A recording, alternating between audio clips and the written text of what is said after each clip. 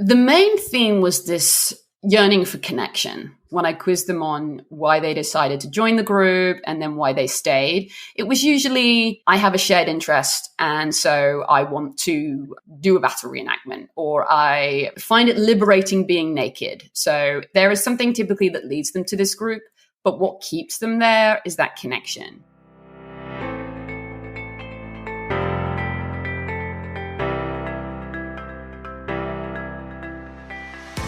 Hello, welcome to The Story of Woman, the podcast exploring what a man-made world looks like when we see it through her eyes.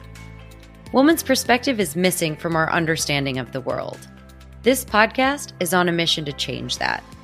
I'm your host, Anna Stecklein-Lau, and each episode I'll be speaking with an author about the implications of her absence. How we got here, what still needs to be changed, and how telling her story will improve everyone's next chapter.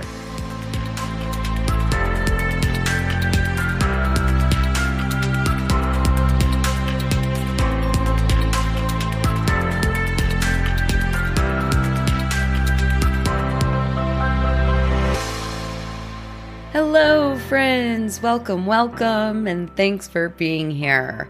We've got a special bonus episode for you today. It's a bonus episode because the author writes more about human and group behavior rather than looking at the world through the female gaze, even though she is a female. And because the second half of the episode is me being interviewed, so something a little different. My guest today is Lucy Leonelli, a good friend of mine and author of the book, A Year in the Life. Overwhelmed by her own mortality, Lucy suffers from a very, very bad case of FOMO, one of the worst cases I have ever seen.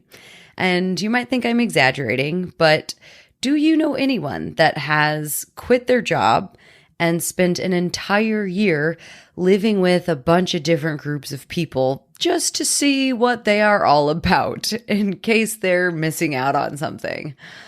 And then writing a book about it. That is exactly what Lucy did.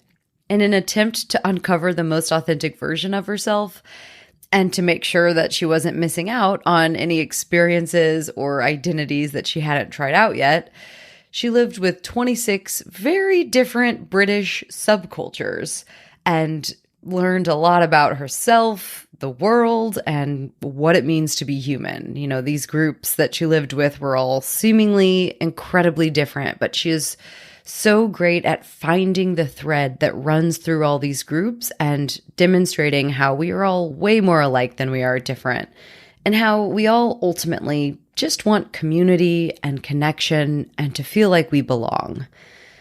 And in this world that's getting more divisive by the minute, her book isn't only filled with fun stories about her year of exploration, but also contains incredibly important messages and learnings about identity and community and the nature of being human that are all more important than ever. And it's hilarious. Lucy is really funny, so it's got a little bit of everything. We get into all of this in the episode, why she did it, what it's like to be a stranger in someone else's world, and all of the beautiful things she took away from this experience. And then in the second part of the episode, Lucy flips the script to ask me questions that she might have asked any of these subcultures that she lived with. Starting with the question, is feminism a subculture? And because Lucy and I had a good long chat about all of this, there is 21 minutes of bonus content for Patreons from this episode, including me answering all of those recurring questions that I ask most guests at the end. What does feminism mean to me? What's the story of woman mean? And what's my earliest memory of gender? So if you haven't already, check out the links in the show notes after this for how you can become a Patreon for less than a cup of coffee to hear the bonus content and to support me creating new episodes. But for now, sit back and enjoy my conversation with Lucy Leonelli about her book, A Year in the Life.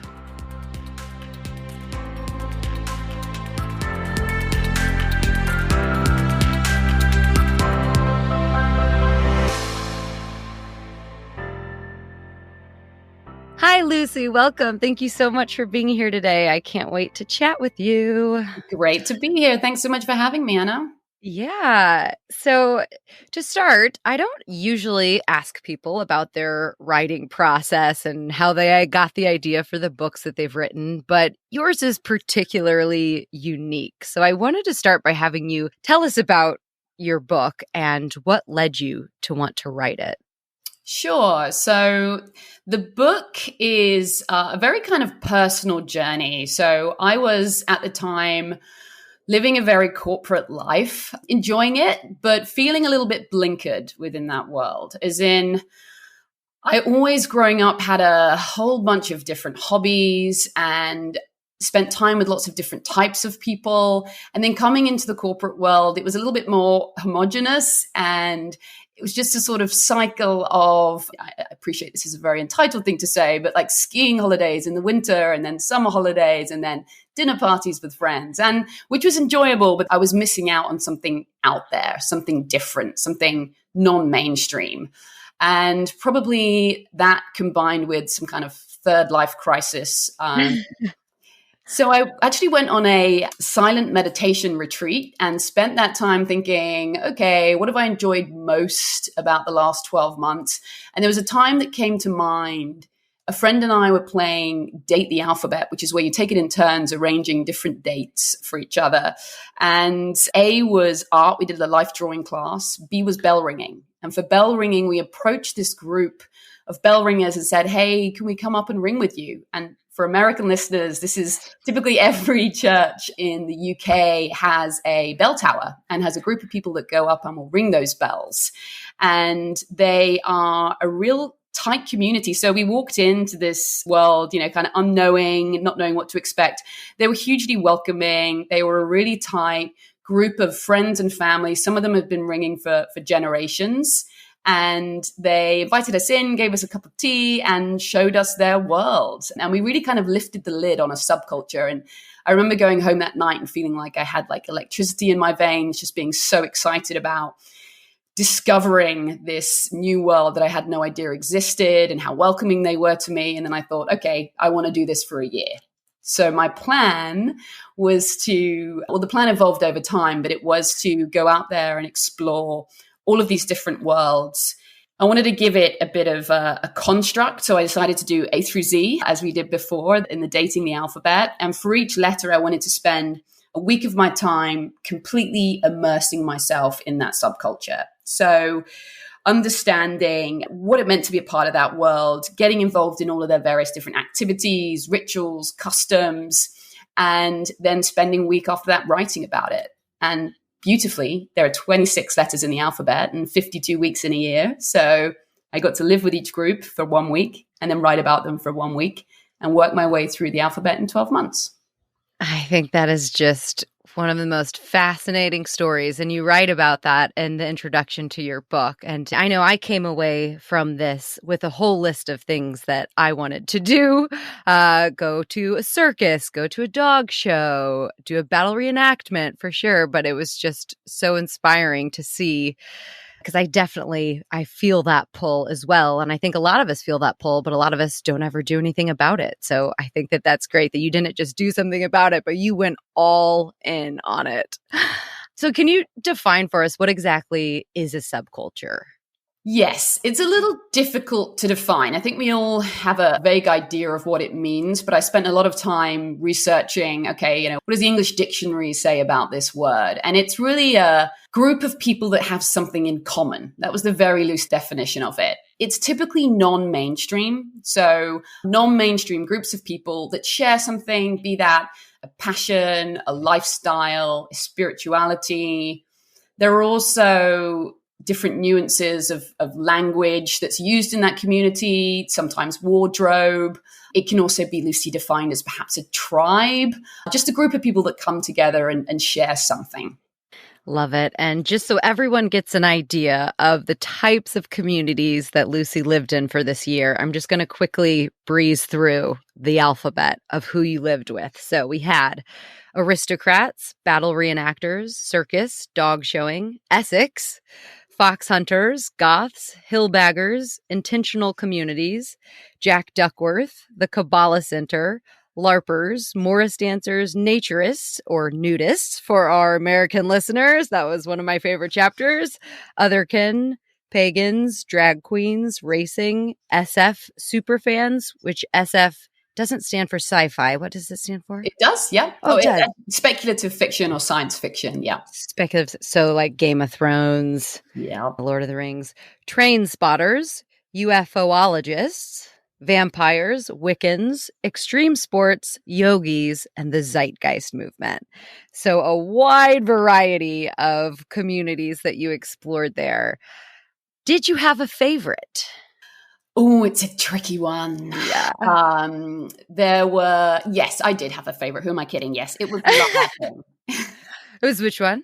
It was LARPing, so live action role playing. So just to set the scene, I don't know if everybody knows what LARPing is. It is effectively Dungeons and Dragons acted out in real life. So it's, if you've ever wanted to be in the time of Tolkien, or Tolkien writes about, forgive me, Middle Earth or Game of Thrones, if you ever wanted to live in that world, this is your opportunity to do that. So we came together in a scout camp of around 1,000 people, all divided into different factions. So some were orcs, some were goblins, some were knights. I was one of the knights. Some were beastmen, half animal, half person.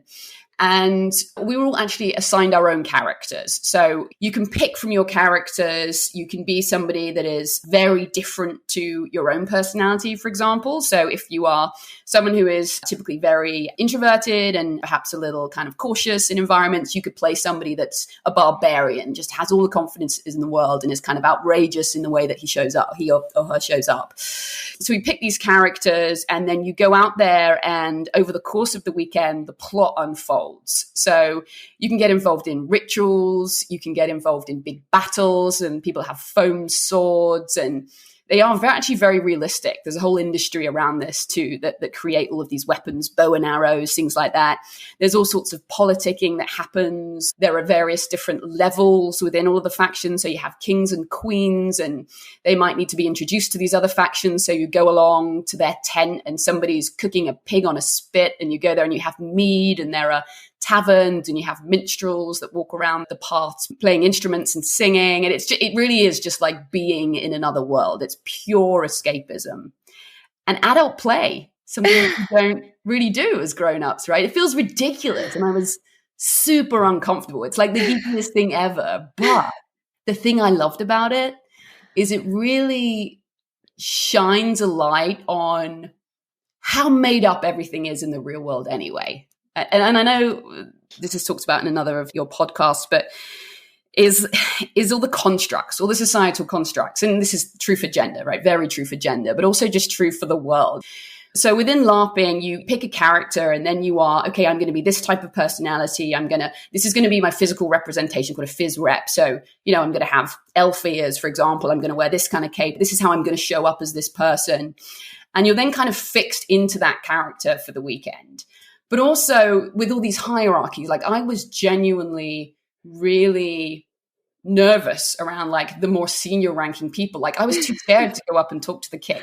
Genuinely was. And then at 10 o'clock at night, they call timeout, which is when we all step out of our characters, and everybody just becomes themselves again until 8 a.m. the next morning. And suddenly everything changes. And actually I was fine with talking to the guy that plays the king, because he wasn't the king anymore. He was just this guy sat there in like a black t-shirt and, was kind of shy all of a sudden.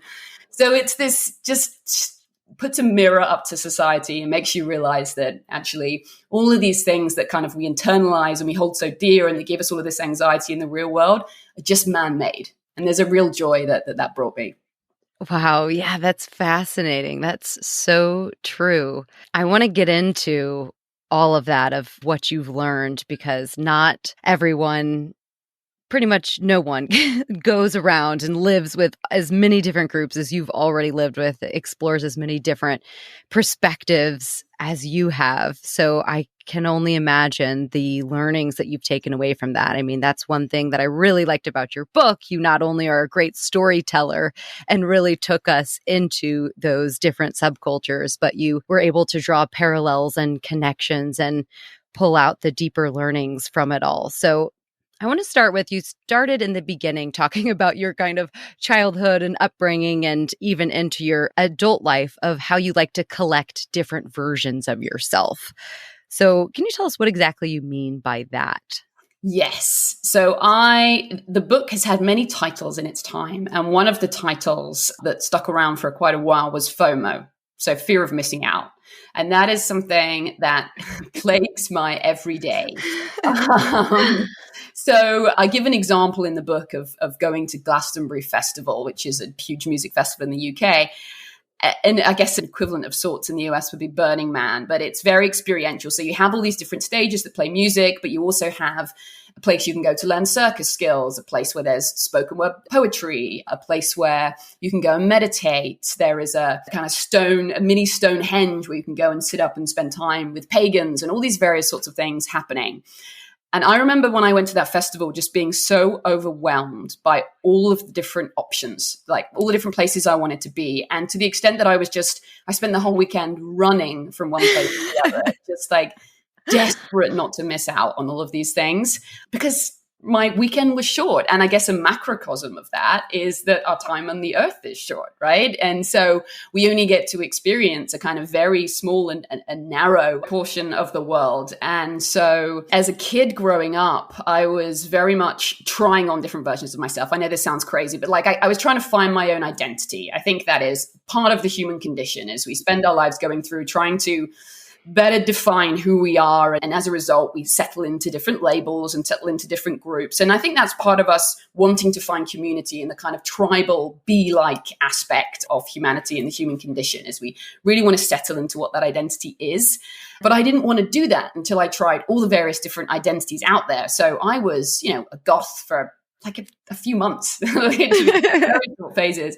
I was a skater for a while. I wore my Kappa tracksuit and kept the hairspray industry afloat in the UK single-handedly with the amount that I put in my hair, and listened to rap music for a while, and that was my thing. And then I was very into horses and kind of fell into that world for a while, and just didn't ever really want to settle because I was just so worried that there were so many other things out there. And hey, maybe I've spent all this time being a goth when actually, I'm supposed to be into classical music, and that's my thing. And I played the double bass and the piano, and that was also a thing for a while. So yeah, just like really exploring all these different opportunities that the world has to offer. And I think it can be pretty overwhelming, like the kind of grand smorgasbord of opportunities that the world puts in front of us can lead you to, or certainly me, to a kind of paralysis of choice.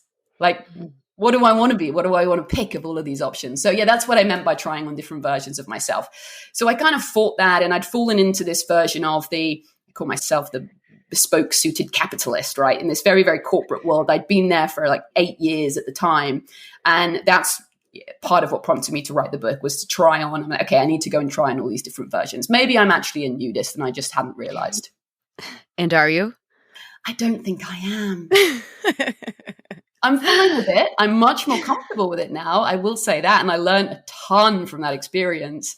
But I'm nude more often now than I was before, but I'm not a nudist.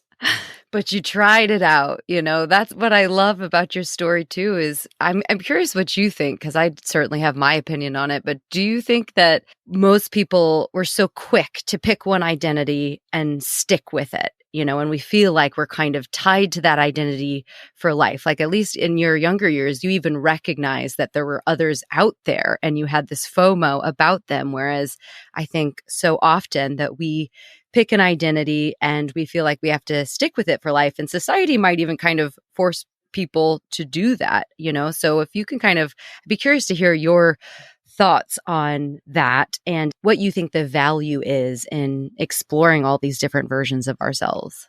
Yeah, I think society does force or guide us into one role for sure. A lot of people do pick that direction. And honestly, I have a jealousy for people that are able to sit in that. Like this, I have this concept of being content, which is a state that I don't know that I'll ever get to, but this idea of just sitting in an identity and being comfortable with it. I find that to me like eudaimonia, like the ultimate goal. But I panic about doing that until I found the exact right one, which is why I end up running around the world like it's a giant version of Glastonbury Festival. But I do think that the world guides us towards that. And I think that's fine, honestly. If we find something that we're comfortable with and we can just not have this FOMO and be afraid of not experiencing all the other things out there, I think that's contentedness. I think that can bring you a lot of joy. That can bring you a lot of peace. But I do think there is a danger that comes with that. I do think that if you are going to do that, you need to at least be aware that you've chosen this identity and that there are other identities out there and that that's okay. And that was a big learning for me when writing the book, is some of the communities I spent time with were very rigid and protective of their group. And even in extreme examples, believed that what they did was right and true, and that anyone that wasn't in that group was wrong and was other. And there was a lot of negativity that came with that. I did, for example, fox hunting, which is very controversial in the UK, but there are pro-hunters and there are anti-hunters, and there's a huge clash that comes there. But even honestly with naturism, some people believe that the textile world, as naturists call the non-naturist world, is wrong and that everybody should be naked, and that there are folks within that community that are almost militant about that. And vice versa, there are other people in the more sort of conservative prudish camp who believe that it's wrong, that it's absolutely wrong to be naked in public, and that is something that they're vehemently against. So there are extremes in all examples, and that's to me where the danger creeps in. The communities that I spent time with that most impressed me were the ones that realized what they did, they enjoyed it, but that it was part of this group, and there were kind of trivialities that came around that. The triviality that they happened to choose that, they enjoyed that pastime, they enjoyed that lifestyle, whatever it is, but that's what it was. And a great example of that is when, this is LARPing again, I just love that group. They were very self-aware. And I remember telling them at the end of my LARPing journey that, I'm off next week to go to a ufology convention. And they were like, oh God, bunch of weirdos. Yeah, just completely joking about it. Like they absolutely knew that other people see them as weirdos and that's probably how other people see the ufologists, and it's all made up anyway. So I think it's great to just settle into one identity and stay there for your entire life. But you need to have awareness that other identities are out there. And so to be able to experience those and remove your kind of prejudices and all of these filters that you put on the world, some people are able to do that without doing this crazy book that I wrote and having experiences. But for me, I needed to really understand these worlds to try and remove some of those prejudices. Yeah, that makes sense. And, something else that comes along with this identity is a sense that you understand a person completely based on it, which leads to stereotyping entire groups of people. And that informs the biases that we all have. And, right away, just reading those subcultures that you explored from your book, everyone is forming pictures of who those people are. And you wrote about how one of the things that you learned was the misguided trust that we place in our own worldview. So I'm wondering if you can elaborate a bit more on that learning. And then is there anything else that this year has taught you about stereotyping and prejudices? Yes, for sure. So the prejudices I carried into all of these groups, some of them I knew about in advance. Sometimes I knew, okay, this is what I think about this group. Let's go and see if they live up to that or if they challenge this. In the majority of cases, they did challenge it, which I think is probably unsurprising. Sometimes I didn't know they were prejudices. Sometimes they were so deep and kind of intertwined with my values, which is something I really tried to unpick, is they are different things. Prejudices and values are different things. They're very closely linked together, but they are different. So I love it when someone challenges my prejudices. So when I meet someone for the first time and I think they're going to be a certain way and they are the exact opposite, I absolutely love that. It blows my mind. And it happened time and time again during the book. An example I like to talk about is when I first went to live with the circus for a week and stayed in a caravan and traveled around with them. So I lived with the circus, and the first person I met was a chap who ran the Flying Trapeze group. So his name was Craig, and I interviewed Craig, and I thought I just had an idea around what circus performers were going to be, and that they were kind of other and very different to my world. And turns out Craig was an accountant who worked for EY, one of the biggest professional services firms in the world in Australia. And he kind of worked his way up through EY, had a very kind of corporate life that I could relate to, right? That was my access point into this world because, we could talk about all of the competitors of EY, and they are firms that I would headhunt out of in my corporate life. So I just had that connection with him. And then so Craig's story is he was about to be staffed onto a really boring audit project. And he was had just started flying trapeze lessons in a circus school that was across the road from his office, and was getting more and more into it, and just decided to take the plunge and do it full time and become a circus performer, and just really challenged what his parents expected of him, what his friends expected of him, all of his peers, what the world expected of him and this path that he was on, and just completely uprooted that and decided to travel the world, live in a caravan, live with the circus, and run a flying trapeze act. So I loved that. I thought that was just so awesome and so brave to throw off his previous identity and take on this new identity in one kind of fell swoop. And there were people like that repeatedly that I met with that I just challenged me. And I loved that. So I really think that the book was a great learning for me, which to just come into all of these environments with an open mind. I do think prejudices are useful, right? They're an evolutionary tool. We talk about a gut instinct, right? We talk about immediately knowing if somebody is a good person, which is just complete BS, in my opinion. That's just synapses in your brain that have formed because you have experienced somebody like that in the past and they were a good person, right? So, but it's not to say the next person's going to be. So all these kind of gut reactions that we rely on are often kind of filtered experiences and prejudices that we carry around. But still, prejudices can be true a lot of the time. So it does enable you to be successful in the world if you rely on your prejudices. That's kind of the way that the world works. And that's okay. But just coming in with an open mind and not expecting that every time was something that I learned. I also learned, just to talk about another specific experience, was when I went to Essex. And I know that's a strange chapter, but there's a reality TV show in the UK called The Only Way is Essex, which follows a group of young, what we call them revelers, who kind of spend their time getting very glammed up. So, getting their fake eyelashes, their makeup done, their hair done. We do something called a vajazzle, which is getting diamonds put like around your bikini area. And then they go out and they party, and the TV series follows them. So I did that with my friends. We went to Essex and we met a couple of the cast, and we just took on their routine for the day. So we did everything that they would have done in the show. So I had all these prejudices about that world, but I didn't realize. So as a child growing up, I was always what we would have called at the time a tomboy, right? So I had, I wanted to have short hair, and when it was long, I never wanted to wear it down. It was always kind of scraped back in a ponytail. I would wear football kits instead of dresses. I hated wearing dresses. I would be, all these stereotypical gendered things that we consider to be what boys do, climbing trees, running around, getting messy. That was me as a kid. I was never into this preening routine that happened when we were in Essex. So when I originally wrote that chapter, I was kind of scathing of that world. And I was like, and I used phrases like these people. Like, why did these people find this so fun? I don't understand it. Like, surely it's anti-feminist to wear high heels. Like, I don't get that. Why would you want to why would we put ourselves through this laborious routine just to look good through a man?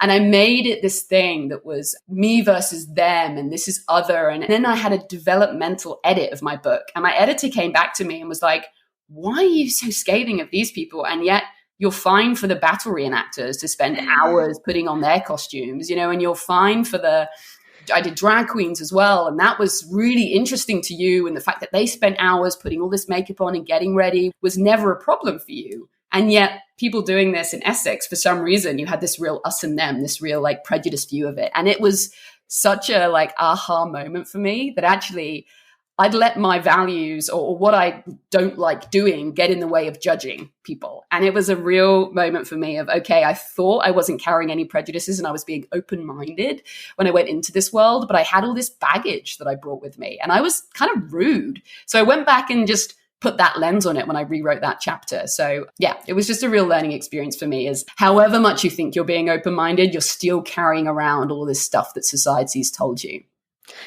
I really resonated with the Essex chapter. I think I carry a lot of that same baggage as well. And I went into that chapter with those same kind of thoughts. It sounds like that you probably had, subconsciously. And so when you addressed them, I feel like I went on a similar journey of having a similar aha moment. And I also liked about that chapter how you pointed out, you started to feel angry about it being, maybe it's a feminist issue with all the amount of time that women are spending on their appearance. But then also, in addition to everything else you've laid out, you also realized that the men were doing the same thing. They were plucking and waxing and having fake tans and low cut tops and all of that. So there was a similar expectation and focus on appearance and everything that the men in those groups had as well. Yeah, I was just a costume of that subculture. And yet I was, we often do these things, we let emotion drive our decisions. And then after the fact, we try and rationalize that. So we make a lot of our decisions based on emotion. Then after, we're like, oh, this is why I felt that way. And we want ourselves to be the hero of our story. And we're also rational. And we're all on this crusade to be doing on the right side. But actually, in reality, it was just an emotional gut response because I don't like wearing high heels and fake eyelashes. Yeah. I think we can all take a lot away from that, whether it's high heels and fake eyelashes or whatever else it is that we have when we have that feeling in our gut arise, just kind of interrogating where that comes from. So I'm curious to know, we've talked a lot about what you've learned, but as I mentioned in the beginning, most of us don't get to see this many different perspectives this up close. And I think that can really teach you a lot about humanity and community and connection. So what were some of the recurring themes throughout this year, throughout meeting all these groups of people? The main theme was this yearning for connection. So that was the thread that ran through a lot of these groups. And that was when I quizzed them on why they decided to join the group and then why they stayed. It was usually, I have a shared interest, and so I want to do a battle reenactment, or I find it liberating being naked. So there is something typically that leads them to this group, but what keeps them there is that connection. And I think the groups that we have, the hobbies that we do now, there's this kind of renaissance of like village life. Another common theme and thing that people would say is when they're at this big camp, like nobody locks their things away. Everybody looks after each other's kids. Everybody borrows things from each other. It's this real, to me, it was like recreating this concept of village life where we share the raising of one another's children. We're all very connected. We feel this real sense of belonging. And that was something that was a huge thread through all of these. And there's the tribal nature of that as well, right? There's the tribal nature of, again, this kind of hive-like quality of human beings that we all want to kind of come together. There was also a lot of the evangelism was another theme of really wanting to explain to people why you choose to do something and wanting to be in the right. Again, this idea of like, we are doing things the right way. We're on some kind of like crusade here. And pagans was an example of that. I met King Arthur. He changed his name to King Arthur, an arch druid in the pagan community in the UK. And he was just talking about how paganism is the future and about how he's always on these battles to bring paganism more and more into the mainstream, and just really feeling like he was on the right side of history and moving forward. And everybody kind of needs to have a cause and something to get behind. So, and a reason for their existence, right? A journey that they're on. So that was a theme for me as well. The final thing is, well, there are a bunch. It's not the final, but the next thing is a celebration of the mask, like this idea of escapism and having a holiday from ourselves. So we talked about identity before. That was another thing that was great for battle reenacting, for LARPing. Anything that you had to get into a costume and go and live in a different world just gave you an escape from who you've decided to be. All of the labels that we carry in the real world, you get to escape from that. Drag queens also talked a lot about this, about the celebration of the mask. Typically when we go on holiday, we carry all of our mental baggage with us when we go and sit on the beach for a week. Whereas this was a real, I get to be a different person and show up differently in the world. And that was something that people really enjoyed. And I think potentially because all of these were in the UK, drinking was also another thing. which is part of escapism, right? Yeah. It really is. It helped us, it enabled us a lot of the time to get out. And certainly me, who was always kind of anxious and out of my comfort zone, gave us just an opportunity to kind of unwind. And this is a real kind of social thing that brings people together. So yeah, you might want to edit that out, but. Oh, no. I mean, I definitely noticed that one throughout. And I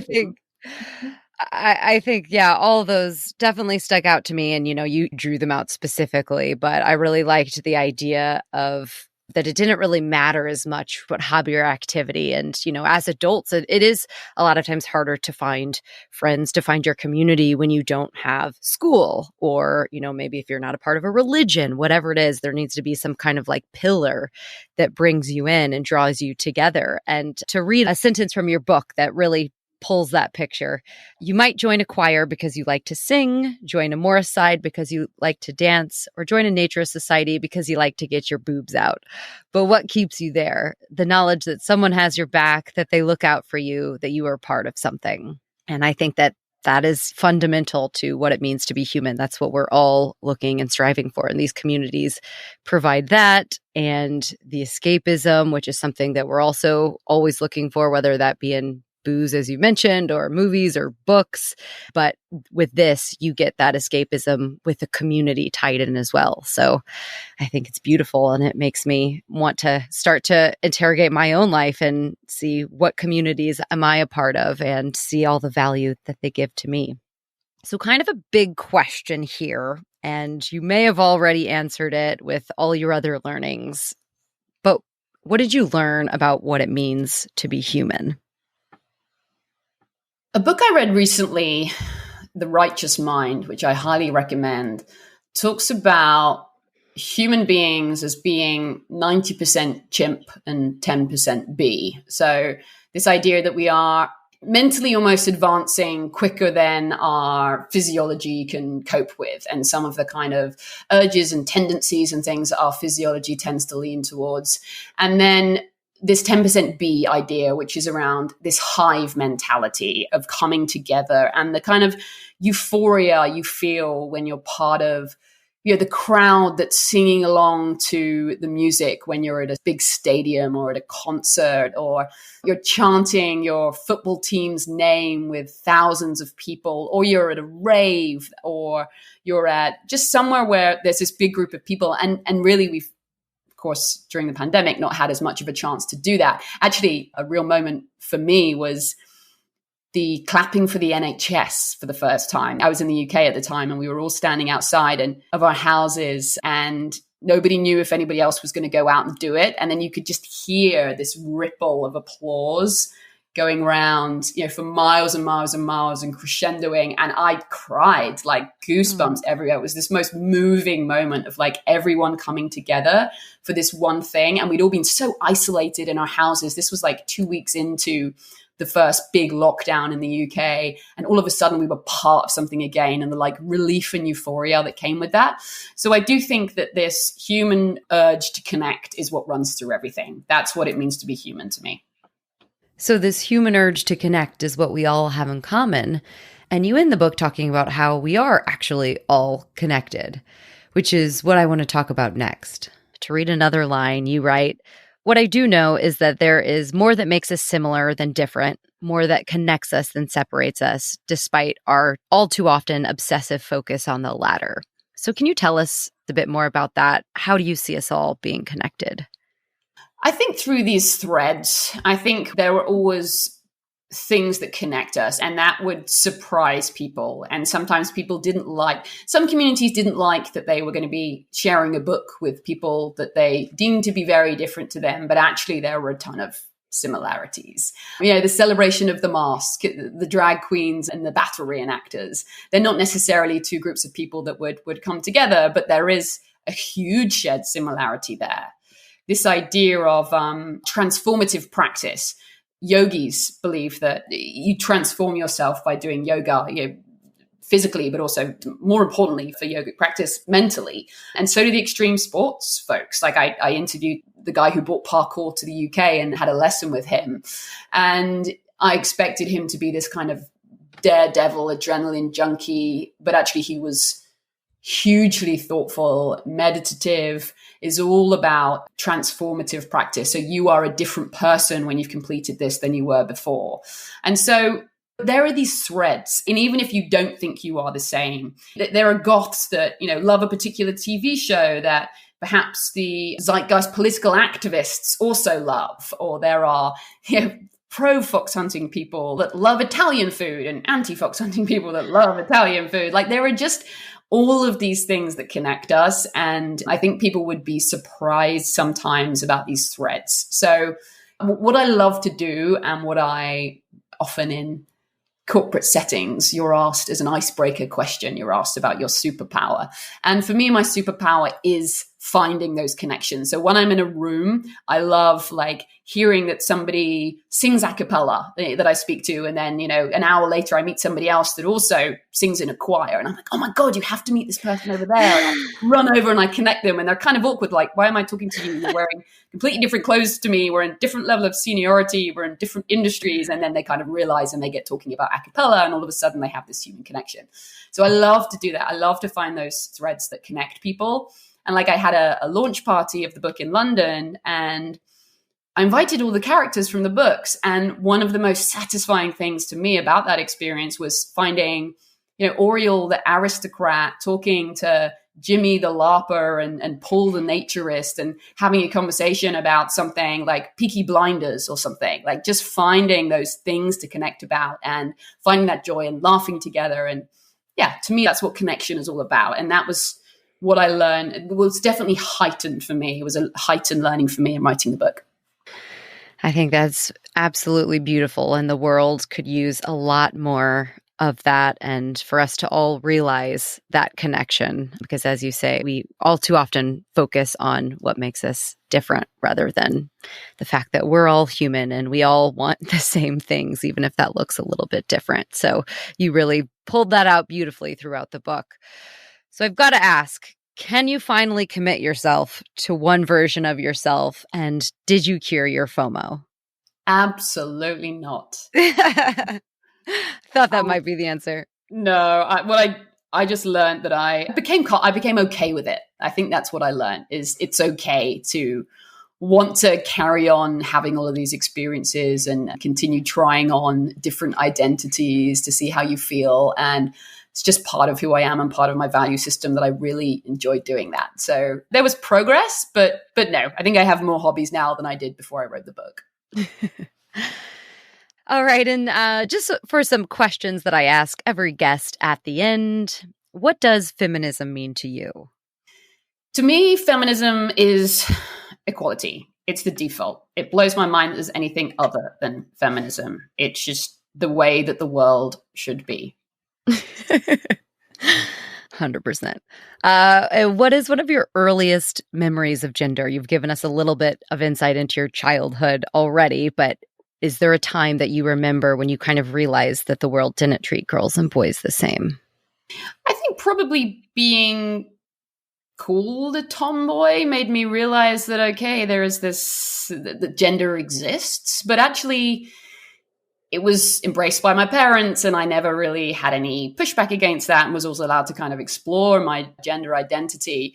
A stark memory I have, I was a lot older, but of wow, this is really a thing outside of my own very privileged bubble of how I was treated as a child, is I worked on a ranch during my gap year when I was 18.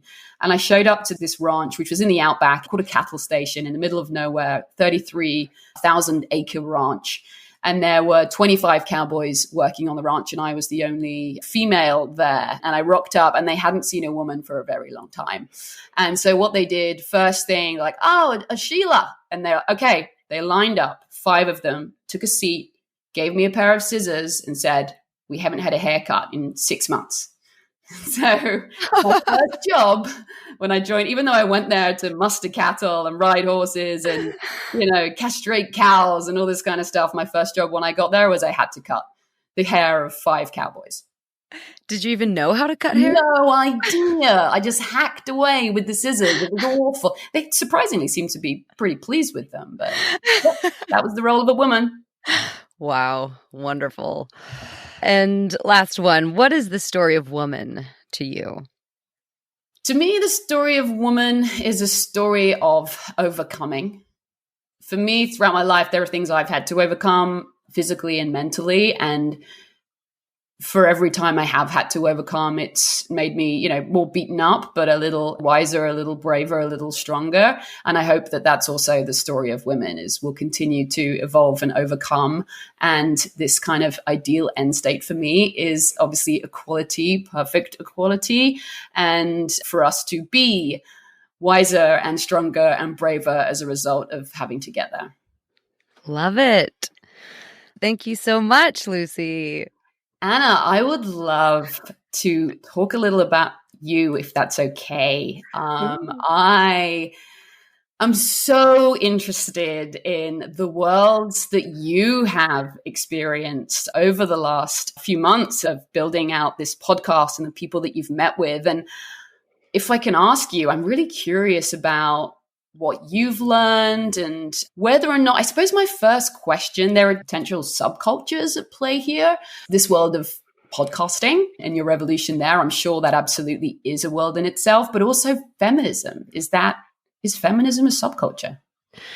That is an excellent question, and definitely something that I have been thinking about more and more in reading your book, but even just as I explore this issue, because I think that question actually kind of gets to the crux of the problem. So I kind of came up with the idea of this podcast because I was reading all of these nonfiction books that talk about the economy and healthcare and just our world, but through a gendered lens.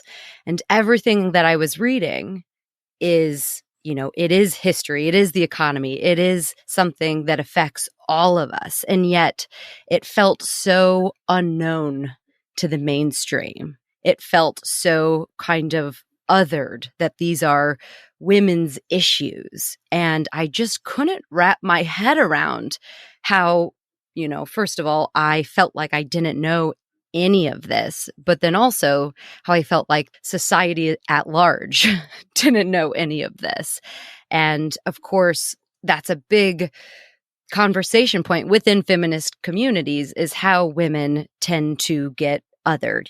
Simone de Beauvoir, she wrote the book, The Second Sex. That's a thread throughout women in history, is just trying to say, we are humans. We have a tendency as society to make men the default, and anything that has to do with women is kind of secondary or niche or a subculture, if you will. And I think that that's exactly a part of the problem. So I think feminism is viewed as a subculture, but it absolutely should not be. These issues impact everyone. And by definition that you laid out at the beginning of what a subculture is, it's a cultural group that has beliefs and interests that are varying from the mainstream culture. And I just want to ask, well, why is that? Why do the beliefs that women are equal to men, that everyone is equal to each other, not just that women are equal to men, but exactly as you say, to me, I feel the same about feminism. It's just equality for all. Why is this viewed as something separate? So I think that is definitely something that I've been trying to pull into this podcast. As I'm reading these books, I come to this realization that the story of man, which we are all familiar with, as we're supposed to accept that as the story of man means the story of all humans. But in reality, it really does mean the story of man, as in the collective group of men, because they're the ones who have controlled the narrative. It's been through their lens, and obviously a certain group of men as well, not all men, but a certain group of men have kind of controlled the narrative. So it is their story. So by adding this overlooked outlook of the world, which is the story of woman, we can finally change that story to be the most accurate story of what it means to be human. Because right now, it's not accurate. It's missing a vast majority of the population in women and people of color and other marginalized groups. That's all missing from this story because mainstream culture is the culture of the dominant groups. Yeah, so I think I definitely agree that feminism shouldn't be a subculture, but maybe there's a part of that, the feminist community coming together, the kind of sisterhood, that feeling of belonging. Maybe there's something there that we wouldn't want to lose, right? Not wanting to throw out the baby with the bathwater. So, what about something certainly that I experienced in writing this book and that I assume, perhaps unfairly, is the result of me being a woman, was a lot of imposter syndrome. Like I really thought no one would take me seriously. I really had no idea what I was doing. I was making it up as I was going along. I was winging it. I did some writing courses, but I wasn't a writer. I still can't internalize the fact that I've written a book. Like I'm not a writer. If people ask me, no, I'm not a writer. I'm like, well, you published a book. No, I'm still not a writer. I still have this huge imposter syndrome around that. So what about you and podcasting and getting into this world?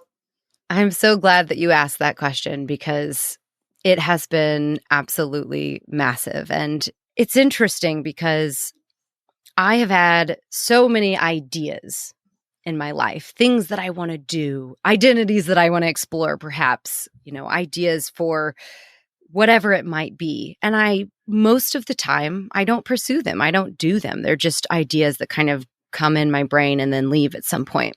And this idea for this podcast came in, and very easily it would have just gone right back out like everything else had because, I am a nurse by background. I had never interviewed anyone in my life before this podcast. I didn't know anything about podcasting. I had to Google how to podcast. It was like the first thing I put into Google. So it would have been so easy for that to just, like everything else, I need to get a formal education on this. I need to do all of this training before I can do a podcast. But simultaneously, as I'm having all of these thoughts and fighting myself, I'm reading about how I'm made to feel this way, or how I am, as to use your words earlier, guided to feel this way, because it's not just women that experience this, but I think women experience it in a very specific way.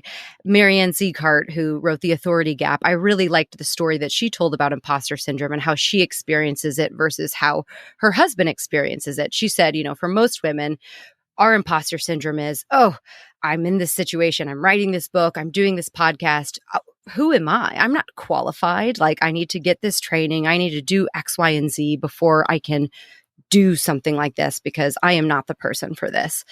Whereas she said what her husband, how he experiences, she asked him, do you experience imposter syndrome? And he said, I do. But when I am asked to do something that I know I am not qualified for, I see it as a challenge. Can I rise to this opportunity? Can I prove myself in this area? What can I make of this opportunity? And I've tried to subtly shift my mindset to approach things that way as well. No, I don't have experience in podcasting, but surely I can figure it out. What can I do with this opportunity that I have? I have this idea. I have the means and the privilege to be able to do this on the side of my job.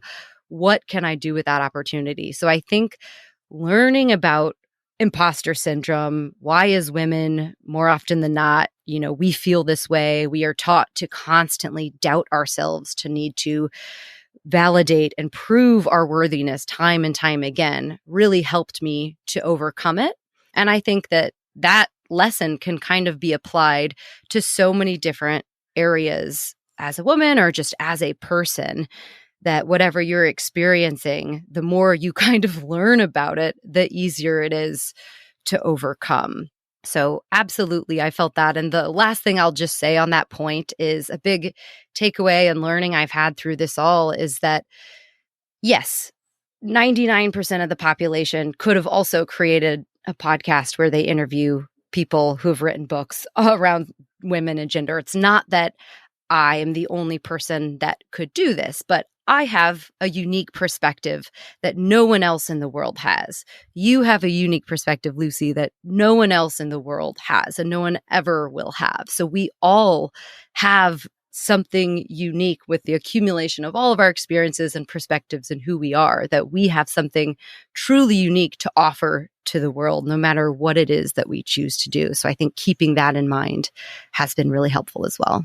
So true. I love what you said there about reframing it towards being an opportunity. But I also think that there's a privilege that comes with being able to do that and to flip that. And I think that's something I was aware of, hyper aware of going through this, is just the fact that I was able to do this, financially have a year out, and that I was equipped with all of the confidence that came from, my parenting and the way that the world showed up for me. I was very lucky and fortuitous, and that doesn't come from nowhere. Yes, if you have the imposter syndrome, you can just kind of pull everything up from the inside, just have some chutzpah, just go for it and overcome that imposter syndrome.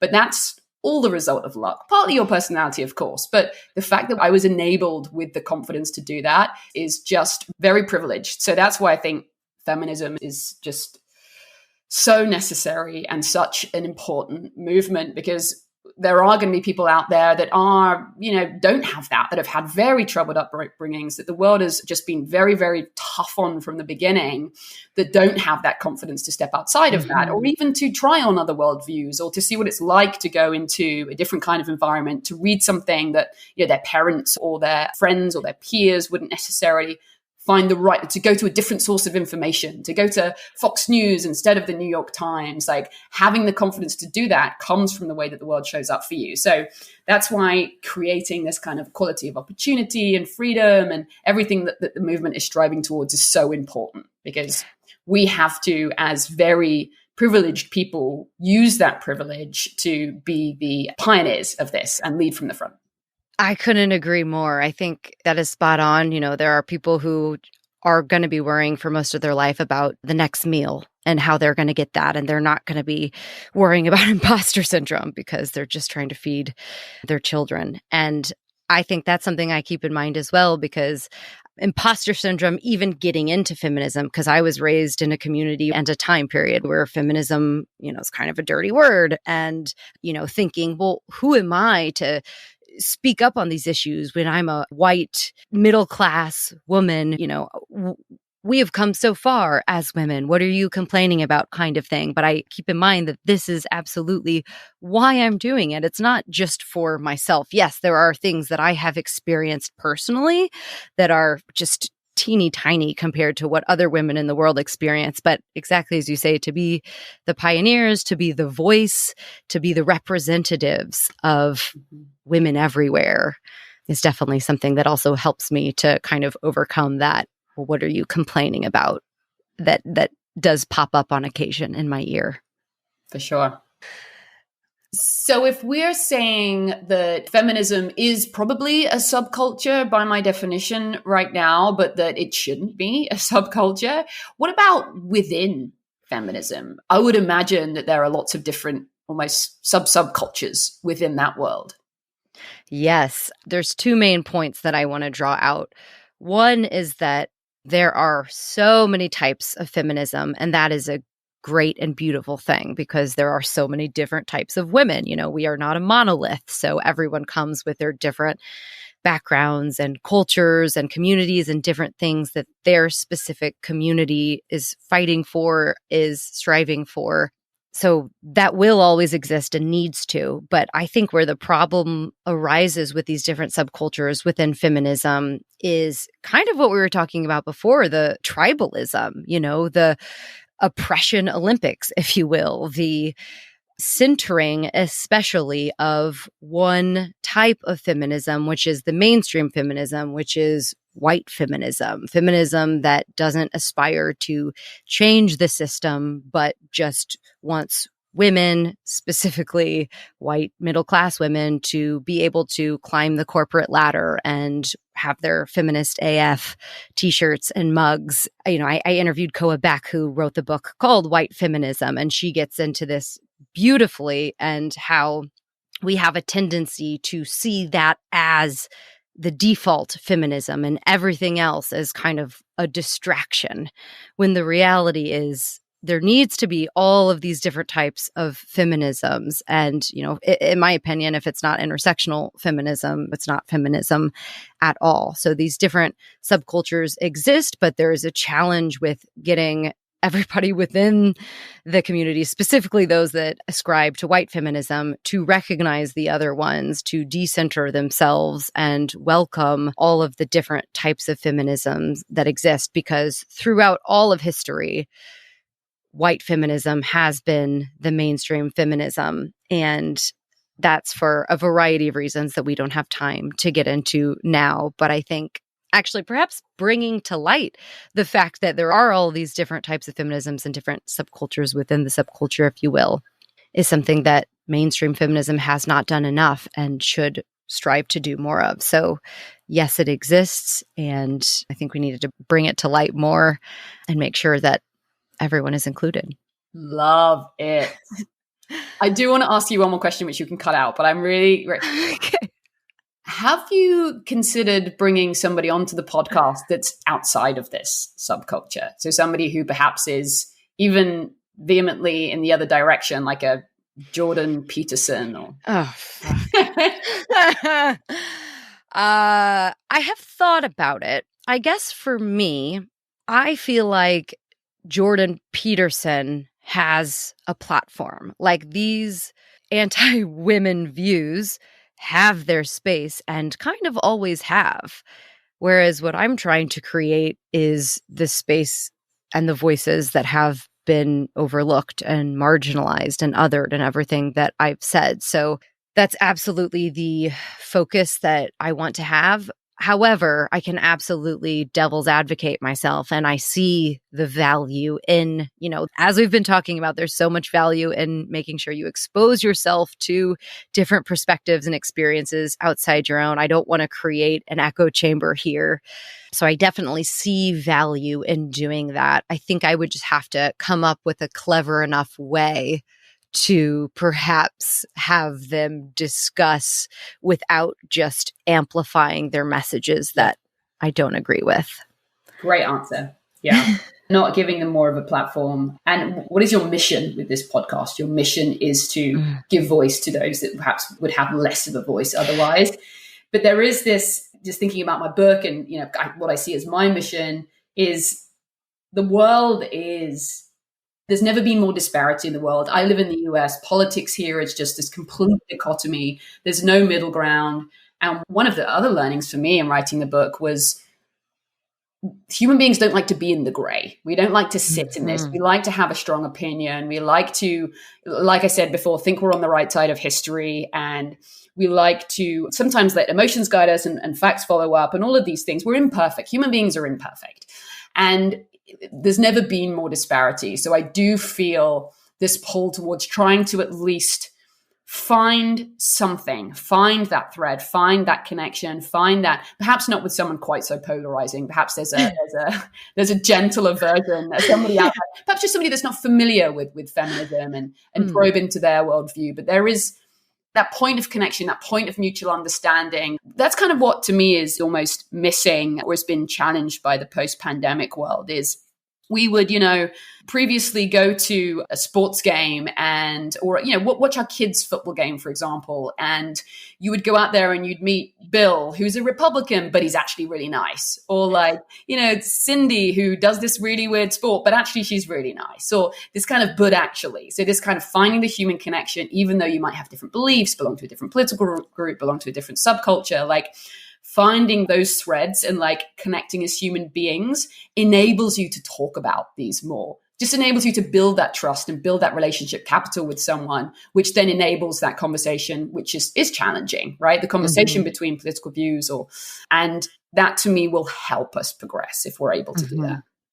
I agree completely. I do agree completely. And, this was actually a big motivating factor for me in starting this as well is I'm living in New York. I'm living in London. I'm living in these really progressive cities, but I'm born and raised in Missouri. So I feel like I've had this I've seen the gray zone. I don't see many people in the gray zone, but by having these kind of two understandings of the world in my head at the same time and fully understanding and loving the people back home where I'm from, who, people in New York and London might not think very highly about and vice versa, where I understand their mindset more than a lot of people who have never been exposed to those mindsets do.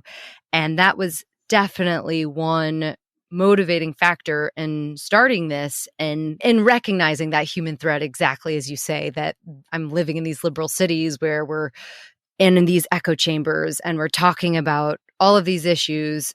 But I know that the people back home have, the same values and are good people. And it's hard to kind of reconcile the two. So I think you're getting my wheels turning. And I'm thinking now of how I might be able to introduce something like that. So if you have ideas, Lucy, if anybody out there has ideas, hit me with them, because I'm very open to it. But, at the end of the day, exactly as you say, the mission is to add the story of woman back into the story of humankind. And there are different types of story of woman, I guess, could be the other argument there.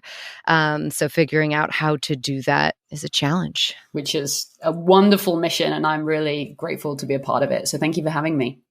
Thank you so much for being here today, Lucy. This was an incredible conversation, and thank you so much for your time.